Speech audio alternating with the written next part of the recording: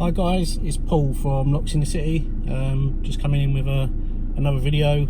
I'm not actually working at the minute, so I'm in my civvies, as it were.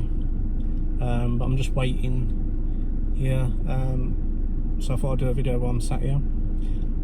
So basically, I'm just going to talk about something that there seems to be a lot of controversy with. I think a lot of it is because of a misconception, and to be fair, at the very beginning I could almost be accused of being a bit naive to this as well. For those of you who are sort of sitting there wondering what I'm on about, I'm talking about the MLA, the Master Locksmith Association. So I'm pretty sure most of you will know what the Master Locksmith Association is. So I won't go into too much detail, but if no one's sure, leave a comment in below and I can help out with that.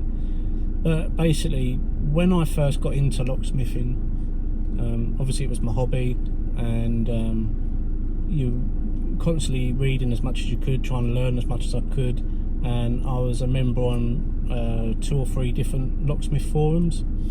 The Facebook groups weren't around then. They were, you know, it was mainly just an actual forum that I was using, or forums, and from time to time you go on there and you're learning, and then, you know, there'd be a few people on there, and somewhere along the line, you know, the MLA would be mentioned, and there was always a mixed bag of reactions, and you'll get people in there what I would call slating it, and then you get some other people there that are all for it.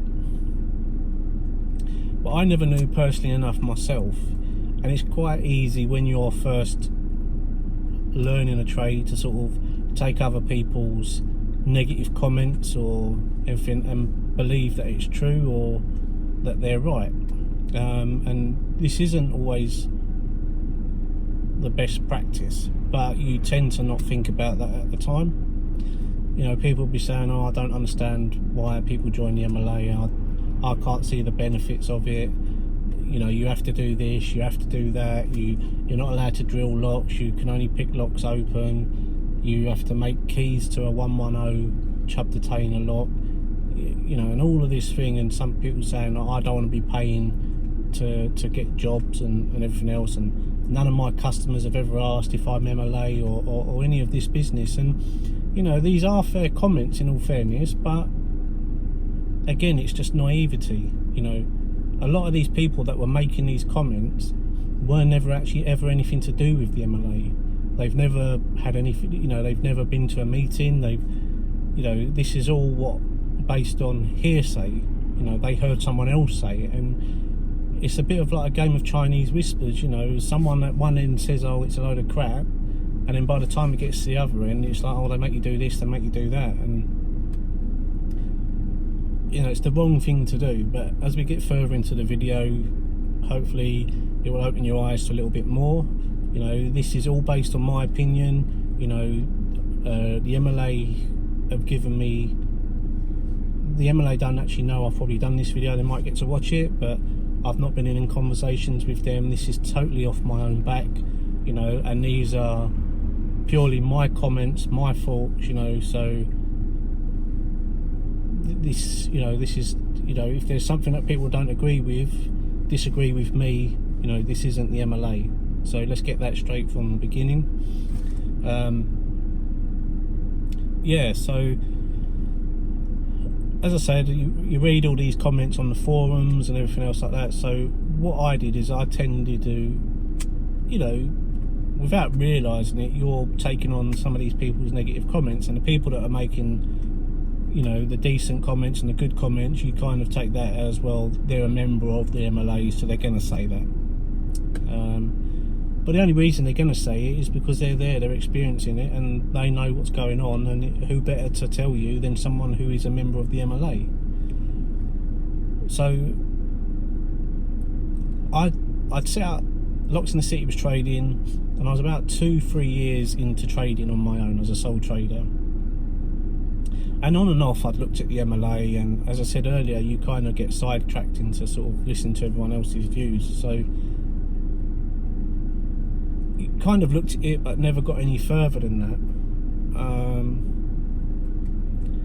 But as I got further into my locksmith career, and the more I was learning, the better I was getting. My skill set was getting better, my knowledge was getting better, my understanding of stuff was getting better, you know.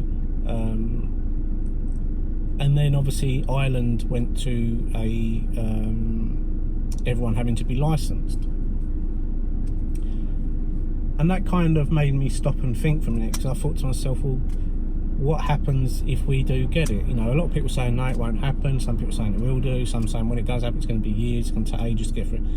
Neither here nor there. At some point, potentially, we could become licensed, and I can only see that as being a good thing. You know, I'm all for it being licensed. You know, and it should be. You're dealing with people's security in their homes. You know, you have to be registered to work on the gas, you have to be registered to work on the electrics, you know, and some of these other trades that go into the property, you have to be registered, you know, to show that you're more than competent to carry out the work. And I think security, based on people taking out insurance on their property, you know, it's a lot on your shoulders to take responsibility for people's security. And you know, people can just employ or pay Joe Bloggs to come to their house, fit the cheapest of cheap locks, maybe charge them a mini fortune for that privilege, but they don't fully understand, you know, the consequences of it. You know, as far as they're concerned, they fit new locks and it's secure. You know, they've not looked at potentially all the other avenues. And I'm not saying anyone who's not MLA or anything is going to think like this. So, you know, people, if you're not MLA, don't take this the wrong way. This, as I said, my opinion, but you don't have to be MLA to sort of be able to go into a house and carry out a survey and do it professionally and properly, you know. But you're going to get people that are not MLA, of course, who are just in it for a quick buck and will go in and just tell the customer what they want to hear, grab the money, go, not have to deal with anything that's hard, you know, trying to fit window locks or, you know, trying to fit a British standard night latch, because you know, it's going to eat into their profit and their time, so they're just happy to put in a British standard rim cylinder but still have like a traditional night latch on the other side of the door. You know, this is the sort of people that just want to get in and out. So to sort of iron out these sort of problems, you know, I'm all for it being licensed. That way you get rid of some of the people that are coming here,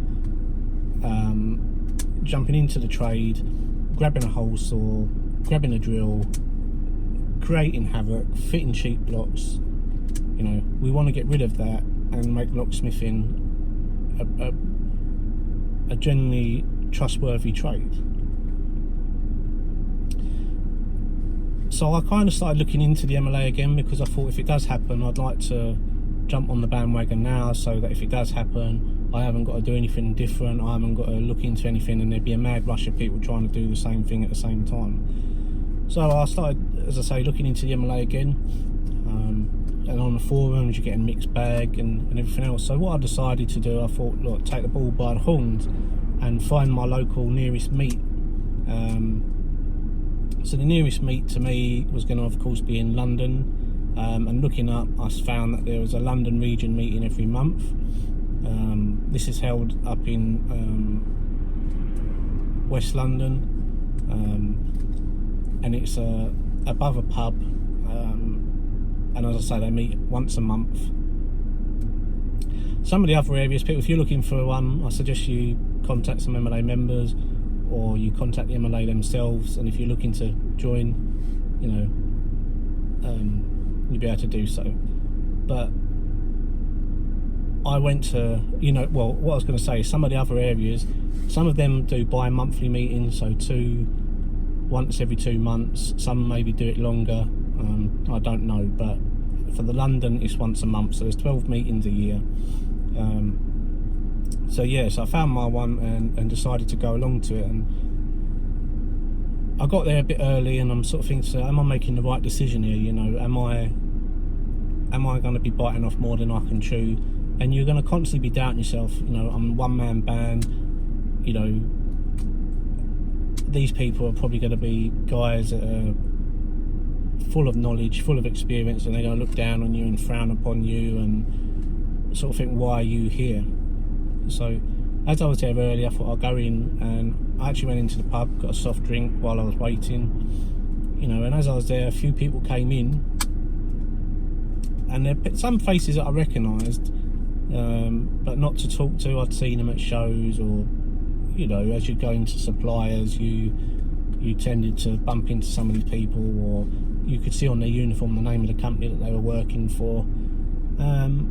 And then one of the guys came up because he recognised my face, but he didn't know me, you know, but recognised my face from somewhere. I don't know whether it was a supplier or anything. Oh, hello mate, you here for the meeting? I was like, yeah. He said, oh, are you a member? And I was like, no, I'm looking to join. And we just got chatting, roughly similar age, talking about the day-to-day stuff in the job, you know, where we've been, the types of jobs we're doing.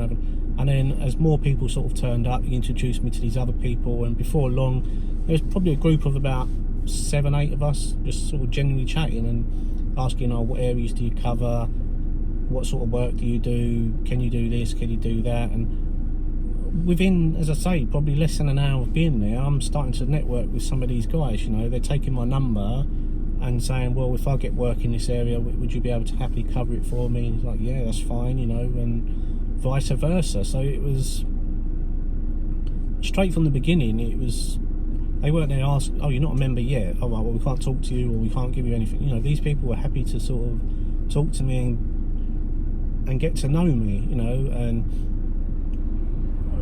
when the meeting was beginning to start, you all go up to the hall, and I didn't believe that I'd be able to sort of sit in and listen to what's going on. You know, I thought I'd be able to sort of stay for bits, and I'd have to leave the room, or potentially, and then go. People, it couldn't be further from the truth. You know, I know that some people think there's maybe like a little secret handshake, and they sit around a table chanting, and it's nothing like that.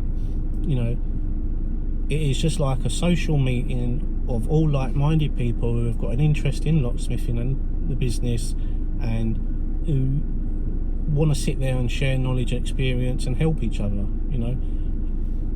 So when we go, as I say, you're going up and you're sitting at the table, and then they have speakers, you know, it might be a supplier from a company sent one of their reps there to talk about, you know, a new lock or tools that they're taking on, or it could be a supplier coming in sort of telling you the sort of services that they provide, you know, anything. But this particular day they were doing some training. One of the guys who's a regular there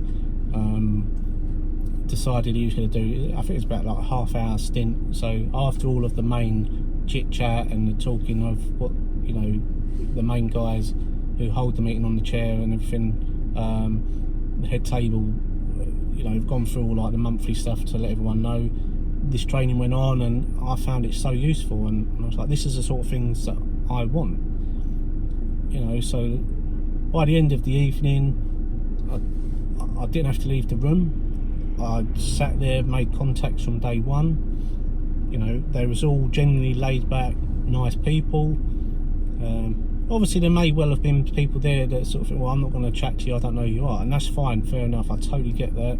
You know, some people there, you know, they've taken years to learn their trade, and I'm not expecting anyone to just sort of stop and hand me everything on a plate.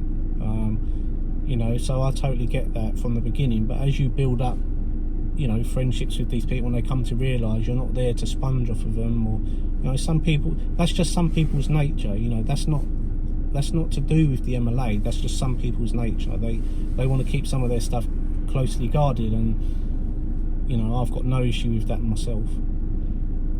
And then basically that meeting finished, and I went home, and that was it. I was decided, right, I'm signing up to this, you know. And I kept in contact with some of these guys, and I'd go to the meetings every month, and I'd signed up. But I decided I was going to take my MLA exam pretty much there and then, in terms of I was going to book myself onto it and just jump on into the deep end. So I had to get a disclosure, and the MLA went along and did all that for me, and because I'd had disclosures done before, it wasn't a problem. Mine pretty much came back pretty quick, so there was no drama. So I had 6 weeks to prep for my exam. Now my opening I was fairly confident with. You know, my multi-slocks was one of my strong points, so I wasn't too worried about that. The questions and knowledge side of things, I'd been absorbing a lot of information, so I wasn't too worried about that either, because I thought I've done enough to probably hopefully get myself through. I wasn't expecting to get 100%, but I thought if I can get into the high 80s at least, I'd be happy. The fresh fitting a Euro deadlock with security discussions and getting it to lock, I thought, well, I do a lot of fresh fitting anyway, so I'm no carpenter by any stretch of the imagination, but even though I did have a mortise jig, I did used to keep my hand in it and not use that, so I was quite used to not relying on using a mortise jig, which I'm glad now. But you know, it was no problem to me, so that was fine. The only one that I was a little bit more concerned with, and I'd made keys to locks before, but obviously was the making the key to the 110. So if any of them was going to be the one that I needed to spend a bit more time on, it was going to be that one. And then fortunately I was aware of someone that was happy to sort of give me a bit of one-to-one, you know. Now I knew how to make the key in my own way, not necessarily the right way, but I knew how to make a key, but I thought I need to see if there's another way to do it that's better and faster. So I did spend a couple of hours with an MLA member. I won't put his name in here because he might not be happy for me to do so. He might not want to be spread out his name everywhere, but if he's happy for me to give his name, I can always put that down in the description after, or I can just edit the video and put that in. So I spent some time with this gentleman, as I say, a couple of hours. I didn't need a lot of time, and we went through and he showed me a different technique to what I'd been doing. You know, showed me the method that he uses for making a key horse for holding the key, and yeah, and just spending them couple of hours just reinstated a lot of confidence in me, and you know, he showed me a lot of handy tips, and it tidied up my key making and it made the process faster. So when I left there, I took a bit of time and I just studied making that key. I'd get home from working, I'd go upstairs to what I was using as my office and picking place, and I would sit there and just make keys, you know, to different chub 110s, different lever patterns, and I was just honing the depth and spacings and everything else like that, and using my file, and as I say, I had 6 weeks to prep for it, so I wasn't doing it every single day, but I was probably trying to do it at least 3 times a week, and I got my time really down pretty quickly. So the time came when I did my exams, and thankfully I did my modules. It's 4 modules, as I said before. You've got the making the key to a 110, you've got your fresh fitting a Euro deadlock with security discussions, you have your questions, like your multiple, well, it's not multiple choice, but it's, you know, your knowledge, like your written paperwork, and your lock opening, deadlock opening, right hand throw. So 6 weeks is up, I've prepped as much as I can. I go to do the I booked to do mine over 2 days, so I do 2 modules on the Thursday, 2 modules on the Friday, and thankfully first time round I completed all 4 and passed. So now I was officially a BLI Master Locksmith, but I wanted to take that one step further, and I wanted to go for the company approved company member. So being a BLI locksmith, you know, it means you're registered as having taken the British Master Locksmiths Institute exam, and you're competent. But I wanted to be able to go onto the MLA's website. I wanted to be able to use the logo and, you know, the other benefits that come from being a company member. So as soon as I was able to do that, I also went ahead and proceeded to take approved company membership, and thankfully everything went to plan and I passed, and that as well.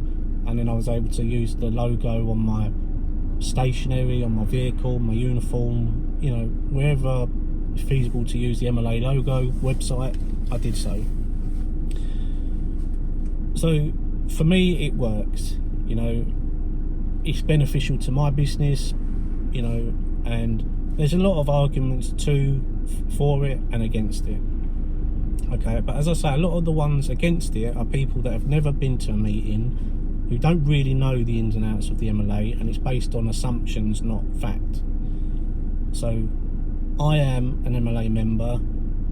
I didn't do any training with the MLA or anything before I took my exam. Yes, I spent 2 hours with someone just brushing up my tips on making a key to a 110, but prior to that I did no training with the MLA, you know, and so it's all off my own back. So yeah, so past all of that, more than happy. I was now able to have access to the forums, again another wealth of knowledge, experienced people in there. I had the use of the logo, I had use of all the other benefits that you get from being an approved company. You know, you get some savings on other bits and pieces through the MLA work hard to get you these, you know, well, not so much advertising, but like, you know, silly things like key rings. You know, they can be quite expensive when you're buying them, but the MLA worked hard on getting a deal to get key rings for like your names, key loops for your company details, you know, insurance deeds, vehicles, a whole host of things. No, you know, more stuff's added all the time. And obviously they offer up a lot of training as well, you know. So I'll go to these meetings, additional training is put on there for people, and it's, you know, it's worthwhile training. It's not just stuff that, you know, you get bored after a couple of minutes. Some of the training that is put on is exceptional. And then they do the expo every 2 years, biannually. You know, the last one that we went to, October 2017, great expo. Absolutely huge, a lot of suppliers there, biggest it's ever been, and there were so many people there, and it was a good expo. I was there for the 3 days. I wasn't just a spectator there, I was actually helping out on the GJ Locks stand, helping demo the tools and offer up any help there, and I did training while I was there as well. I did with another MLA approved company. Again, I won't state their name in case they don't want to be on social media, but I did it with another locksmith who's higher within the MLA, and we did a training class on curtain picking, and that went down extremely well. So yeah, so, you know, it's working for me. You know, it's not only is it improving my skills, it's pushing me to do better. You've got all the other added benefits. So with that, it goes from strength to strength, and sort of going off a little bit, the people that, as I said earlier, tend to complain are people that don't know anything. You know, and I don't mean that in a horrible way. I mean it is just literally they're going on someone else's opinion. What I would say to anyone who has an interest in wanting to know what the MLA is like, find your nearest meeting, attend that meeting, speak to the people at that meeting. If anyone's going to tell you about it, it's the people that go to these meetings. People are actually members who have been members for many years, or recent members. You know, you can see the pros, the cons. You know, yeah, there might be the odd person who's not very chatty and doesn't want to sit there and go the ins and outs. You know, you're going to get that with anything, but there's going to be people there that are happy to share and spread the knowledge. You know, I will never force the MLA down people's throats. You know, if people have got an interest and want to know, I'm more than happy to talk about it. and give my, you know, my take on it. And hopefully this video will help. But definitely go to the meetings, come to the expos, see what it's all about. You know, there's no special handshakes, there's no chanting or anything like that. You know, none of this Masonic thing that some people seem to think that it's like. It's nothing like that. And see that the training that you can get and the other benefits that you can get, you know, it is just like a forum, but these are where you actually physically go and meet the people. You will learn from them. You know, you'll build up a network of other MLA locksmiths. Now, some other people say, well, you don't need to be an MLA locksmith. No, you don't. And there's many people that have traded for years and never had anything to do with the MLA. Again, you know, that's absolutely fine. You know, there's no problem with that whatsoever, and no one's suggesting otherwise. So it's just about, you'll get an added benefit from it. You know, you could still have all the work that you get and potentially get more on top. You know, and so, again, it comes from, I find a lot of the people that slate the MLA on these forums and Facebook groups, you know, more so on the Facebook groups now, they're like, people tend to get a bit offended by it, and you're like, well, I'm not MLA, that doesn't mean I'm a bad locksmith. No, it doesn't. You know, it doesn't mean that at all. And I think it's quite easy to clutch at that straw, but you know, people, you know, I associate with people that are franchisee companies. Some of these companies are what people would say are national companies. Now, I talk with them, I deal with them, I help them out, you know, and the reason being is just because they work with these companies, you can't tar them with that brush. Okay, they're in that company, whether they got in there to start with, they're a bit naive, they've fallen into it. And the problem is, when you're in a franchise, you pay out a lot of money and you can be tied into that for 2, 3, 5 years, however long you've signed into it for. Doesn't mean that they're a bad person. The company might be renowned for some of their people being driller killers, causing damage, overcharging. That's none of my business. You know, these people taking the time to learn, to train and become better, and they want to be non-destructive, but they use this as a stopgap to get them to where they want to be. So I talk with people that are in franchises, people that are not MLA members. I don't have any problems with that. I talk with people that are MLA members. You know, some of the people who've got more experience and probably some of the best pickers that you will ever meet are not MLA.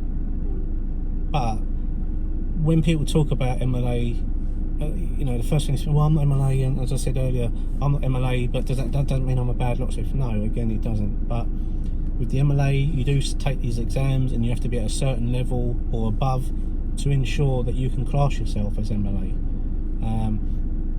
And we all want, you know, even the people that are not MLA, you see them posting up these things on the forums. Look how much ABC locksmiths or Joe Blogsers charge. I can't believe they charge this amount of money for that. I can't believe they charge this amount of money for this. And then the next month they're saying, but I don't need the MLA, I'll get all my work. And again, that's a fair comment, but if you're gonna want and make a stand and make a change, if you're all in the same boat, you all help each other, you can slowly change the way that things are done. The more power behind the MLA and more people sort of willing to take that route, you know, things can be done. You know, the MLA are always trying to push to get these so-called cowboys and everyone else who are doing these things. I mean, I don't agree with what these companies are doing, but I choose not to get involved in terms of verbally use my social medias to plug these people, you know. But again, if you're going to use your social medias to pluck at these people, you're going to get bitten in the arse. There is going to be the odd one of these company members, and I've seen it, and there's one person who is renowned for shouting through the rooftops. Now, I'm not saying that this person is a bad person, but they do make a rod for their own back, and they have been punished for it many times, and they don't get it. But if you're going to stand at the top and you're going to shout from the rooftops, you're making yourselves known, and you're going to be targeted. Now, whether these people hit your social medias and give you negative feedbacks, or they do things like to harm your business or to be a nuisance, that's why. Now, there's other ways of dealing with it, okay? Now, if everyone was to choose to go with the MLA, work with the MLA, like they did recently, they went on telly with the Esther Ransom programme, you know, and Stefan went on there.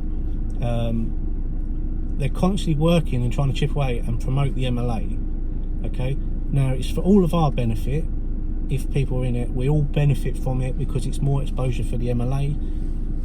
And again, so these people that are always negative about it, as soon as any of this bad stuff comes up on the social medias, they're like, oh, now they want to go to the MLA and get the MLA to deal with it and help them and promote the MLA in terms of, can you go and deal with this? This shouldn't be allowed to happen. But then in the next breath, anyone says anything about the MLA, they're then turning around saying, well, I don't need it, this, that and the other. But then they need it when they want exposure on the TV of these companies that are turning people upside down, you know. So I've noticed that a lot recently with some people, sort of taking it into their own hands to sort of make it known that they want the MLA to do something about it, but they're not members. And you know, I wouldn't say that they're wrong, but I just think it's a bit two-faced personally. If you're going to say one thing in one breath and then in the next breath you're expecting them to do something about it. So go to a meeting, speak with people that are in the MLA, get their opinion. Don't take what you read on the forums and everything else as gospel, because if I had have done that, I wouldn't be MLA now and I wouldn't be getting the benefits from it that I do now. People will ask as well, do you get a lot of work from the MLA? Me personally, I get work from the MLA. Would I say I get loads? No, but my subs are paid for every year, you know, and normally your subs can be paid for with, I'll put it another way, at least within the first 2 months of having paid my subs, I'd say my subs are always going to be paid for, okay? So you've got 10 months of whatever else you get, an additional as getting your subs back. I'm not too worried about making money through the MLA. That wasn't my intention. It wasn't to increase my turnover. It was more to be a member of an association who is recognised as trying to go in the right direction and give guidance and help to get you there under an umbrella. So that's what I wanted from it. So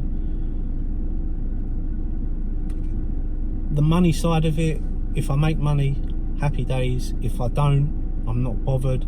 You know, if for some reason whatsoever I didn't make any money from the MLA and I still had to pay my sub, I'd still be happy to do it, because the knowledge, the experience, the networking and everything else that I gained from that, I still value that as worth the money that I pay out. And some of the monies that people have quoted that they're paying, or not what they're paying, but what they think it is, you're wrong, okay? The yearly subscription as a company member is minimal, you know. If anyone wants to know, they can contact me directly, or you can contact the MLA to find out, but you won't be paying thousands of pounds. You won't even pay over £1,000. So yeah, that's that. A lot of other people, the negative comments you hear people saying is about, oh well, I don't understand why you have to make a key to a 110, and I've heard this argument so many times, and again, it's a misconception. You know, what people fail to understand is the reason for that exam and that module in that exam isn't to show that you can just make a key to a 110. That's not the whole, you know, the whole reason for it. As a locksmith, you are expected to be able to take on a lot of tedious, intricate works. Making a key is one of them. You're using hand-eye coordination. You're showing your understanding of how a lock works. You're showing your mental dexterity, your patience, your you know, how shaping a key will alter the way that the lock opens. You know, it's all the little skills that go into being able to make that key in the beginning. Is you're showing the MLA or the instructor, you know, that you possess all the little skills that make a key. It's not just making a key to a 110. That's the end product of the actual exam. But that's not to say that when you leave there, you're never going to make a key to a 110. No, you might. Some people might not, and it's quite easy for people to turn around and say. And again, it's the people that tend to be quite negative. Well, I can just change a detainer pack. Yeah, you can. You know, no one's ever said you can't change a detainer pack. But you can take them skills towards anything. It doesn't have to be the skills that you use for making a key. It's not solely you can only use them skills to making a key. You use them all of the time. You know, whether you're fitting a mortise lock, whether you're trying to work out a problem with why a lock isn't working at a customer's place.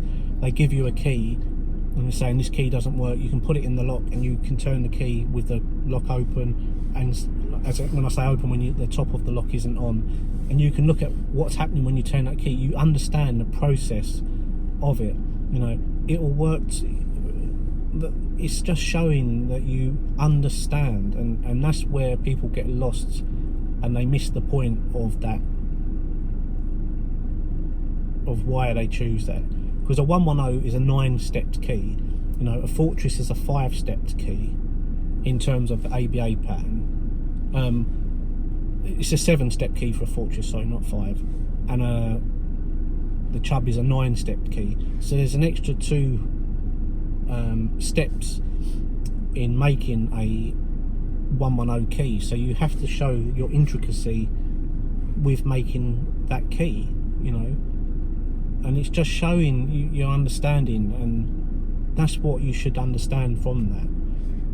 Then the other thing people say, well, I don't understand why you can't use a mortise jig when you're fresh fitting the Euro deadlocking case. And again, it's showing that you're able to understand how to measure to fit a deadlock in the door, how to use your eyes, your hands, your tape measure, your, you know, how you would get round fitting these. You know, it's quite easy to sort of say, well, I'd go buy a door with a mortise hole already in it. You know, they want to see how you go from a door that needs a mortise lock fitted, a Euro mortise lock, to showing that you're able and competently to do that process from start to finish at a high level without relying on modern technology.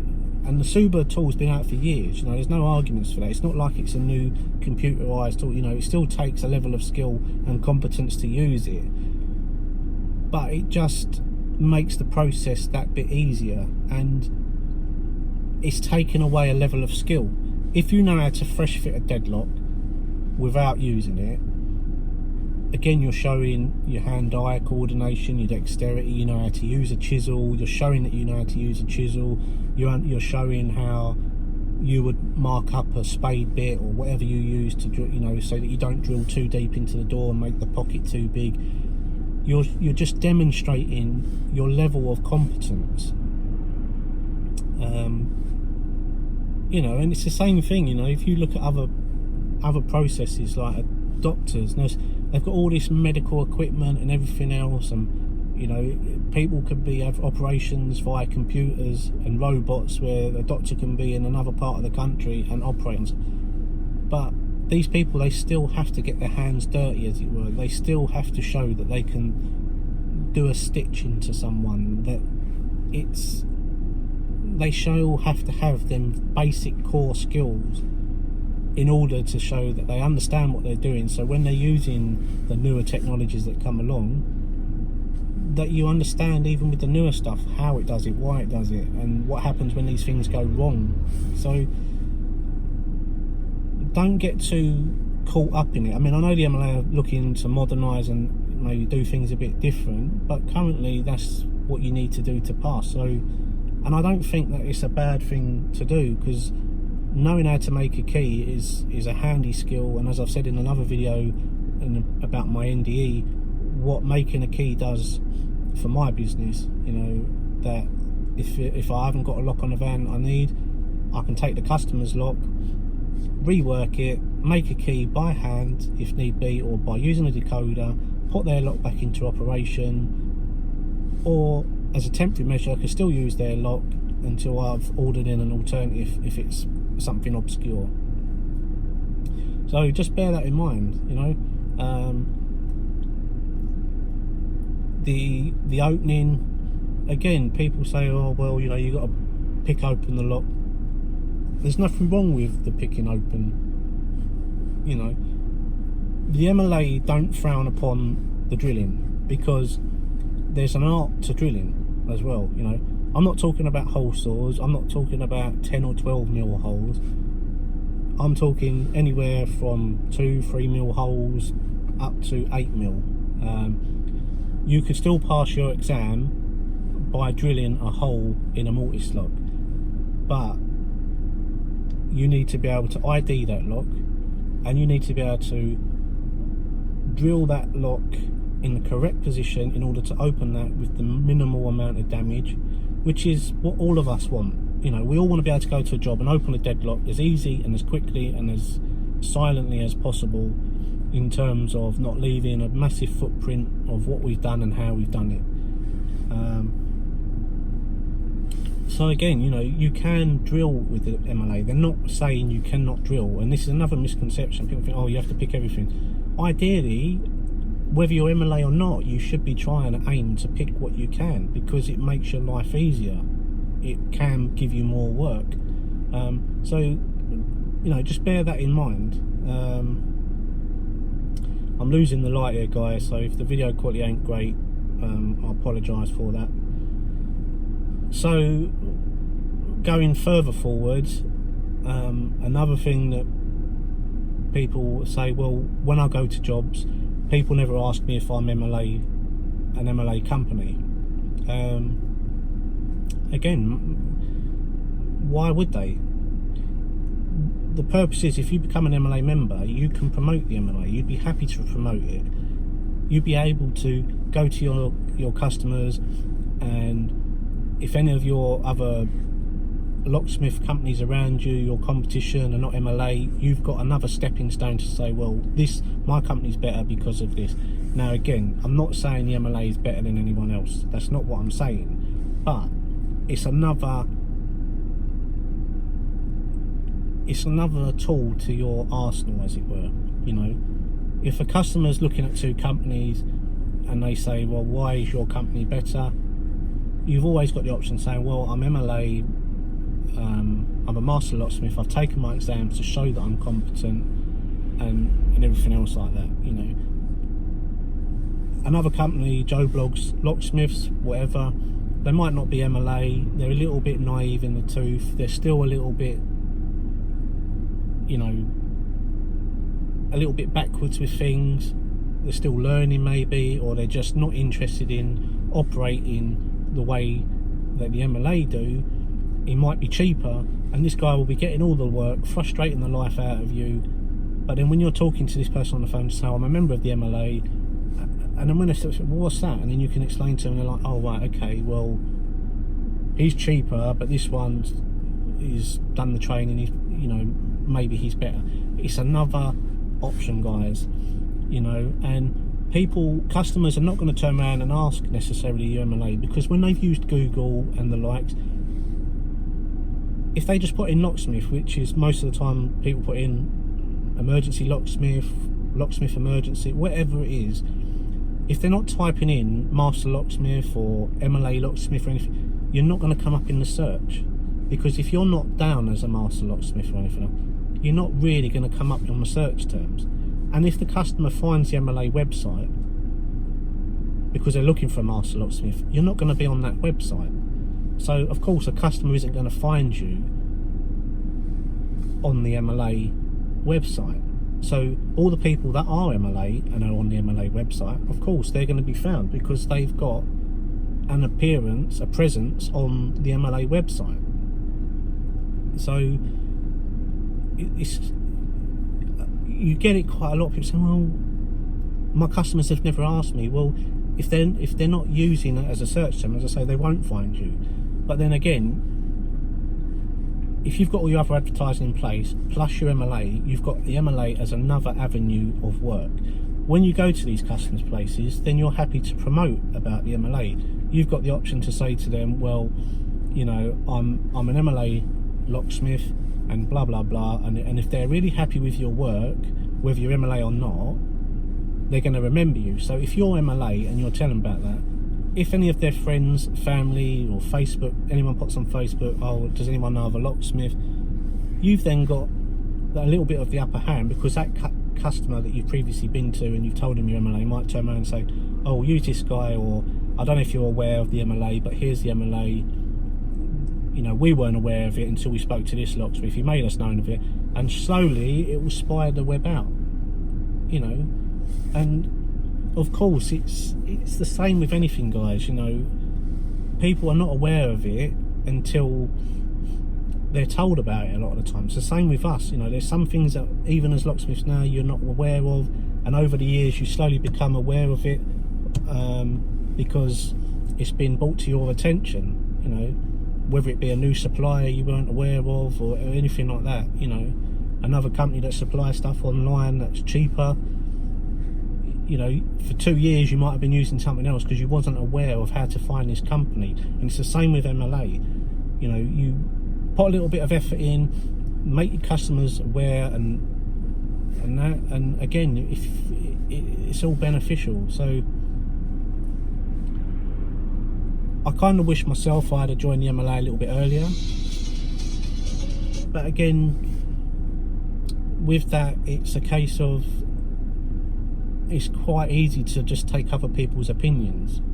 It's quite easy to sort of think what they're saying is right. Sorry about that light, guys. It's quite easy to take what they're saying as gospel and what they're saying is correct. And you know, I'm kind of guilty of that myself at the beginning, but I'm glad that I didn't. I'm glad I went myself to these meetings and I found out for myself, because if I hadn't, I probably now would still be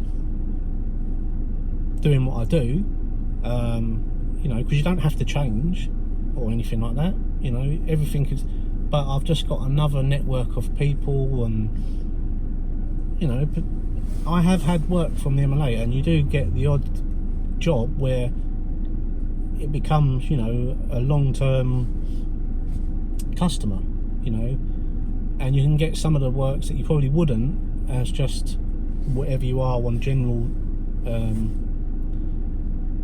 Google search or whatever search engines that people use. So hopefully you found that this video has been helpful. I know that there's going to be some people that still are not going to see eye to eye about it, and that's fine, guys. As I say, this is my opinion. Give it a try if you want to. I'll try and leave a link in the description to the MLA website. With that, you can go on there, have a search around. But guys, you know, speak to people. Don't just take what you read on the forums for gospel. And guys, those of you who are not sure about the MLA and have been a bit guilty of maybe saying things that you don't necessarily know are true, hopefully this video has ironed some of them out for you, and you can take the knowledge that you've maybe taken from here and maybe think a little bit different, or just go to a meeting and see for yourself. You know, there's going to be other things that once I finish this video I'll probably think about that I should have added in.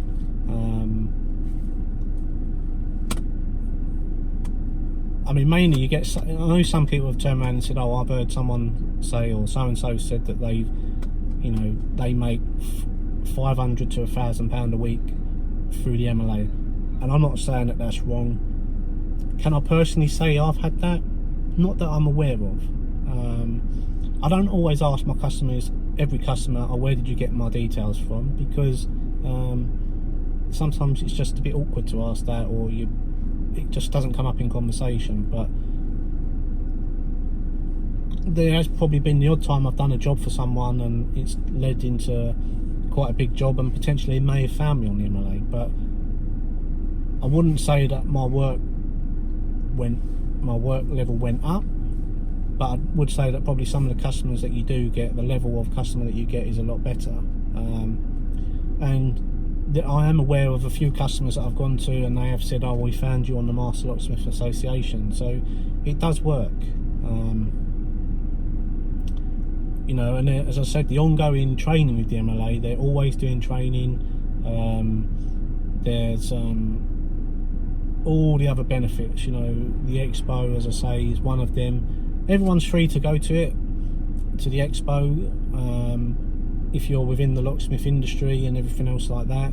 But also you get the benefits, as if you're an MLA member, you get discounts, you get discounts on training in some other places, on certain tools, insurances, all these other benefits. So the money that you pay out initially, you'll recoup that in other ways. You know, you'll always recoup it, in my opinion. You know, I'd say it's hard for anyone to not recoup their money. If you're doing something wrong if you don't recoup, or as I say, going forward after you've made you've done everything and you become a MLA locksmith and approved company or whatever you choose to do, I'll be surprised if you don't make your money back in a year. If you ain't, then there's something you're doing wrong, and it can easily be addressed, you know. Also within the MLA, you know, with the information, all the new rules and guidelines of things that are changing, and even down to the simple things like this GDPR, all of this sort of information, you can get help with that. You know, legal advice and stuff like that. They've got stuff within their website and forums that will help you, and you can always call up. I know that Stefan's a very good guy. Met him quite a few times and had the odd chat and everything else like that, and he's always willing to help, as well as some of the other guys, some of the other longer serving MLA members, and a few other the guys, you know, these guys that you say it like the meetings, who sit on the top tables and sort of give the, you know, the main authority of that meeting, as it were. They're all genuine guys. They're all either working locksmiths or have been locksmiths and retired, or, you know, they all know exactly what they're doing. You know, they're not the sort of people that are there, don't know anything about you in terms of, you know, it's not someone who's come in green-eyed, you know, who's just done a bit of training, come in and intended, you know, they've all got prior knowledge and experience, because they're still, as I say, active locksmiths who've got companies where they're sole trader, up to, you know, multiple people on the road, multiple vans, multiple shops.